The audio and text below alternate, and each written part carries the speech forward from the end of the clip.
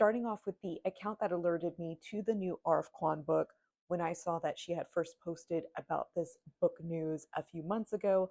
I immediately made sure to pre-order. This is the third novel that I've read by this author. I have not read her Poppy Wars trilogy, but from what I've read, I would say this is probably the closest we're going to get to a happy ending. And while once again we're getting a very original story from the author, I can definitely see those elements that were in Yellowface and Babel that made me fall in love with her. The plot of this novel is going to focus on a female character, Alice, an American who is going to university in Cambridge and is working on her dissertation. When we meet her, she is starting her journey into hell, and that's because her advisor, Professor Jacob Grimes, has died, and she is not going to have to restart just because of a little death getting in her way. And while another one of my favorite accounts pointed out that this is a hero's journey, of course she does not make it alone. We are also going to see another classmate, also in the same boat, trying to track down the only professor that they trust with their arcane research. Do they really trust them, or do our characters feel like they have nowhere else to go other than hell in order to achieve what they want?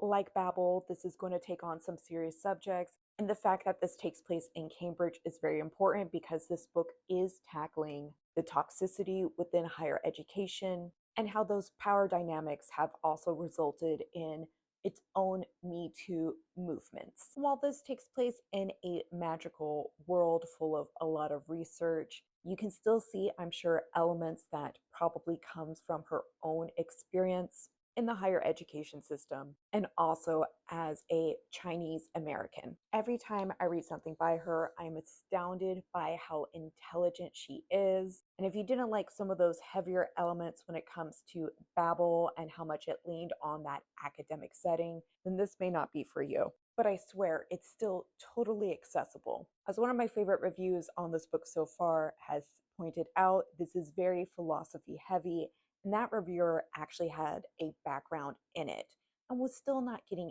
every single reference or question that the characters pose. Now, from my perspective of someone without any background in philosophy, I was still able to get, I'm sure, the higher level concepts that were being asked, as she still has a literary flair and was able to incorporate those questions in the dialogue and in how the plot itself moved forward. Although I'm sure being brushed up on philosophy would make the references that much better. That being said, of the references that I obviously got from here because I have read before, Dante's Inferno, that I might recommend picking up before you read this, just so that way you can understand how amazing this descent into hell really is. Because hell is going to be different based off the person experiencing it. And while it starts off as a mirror of Cambridge and with some of those levels that are laid out in Dante's Inferno, descending into the writer's imagination of how the lower levels would actually appear. It's not all philosophy and higher concepts, though. It is still an action-packed novel with twists and turns, and it managed to make me cry a couple of times, even for the villains.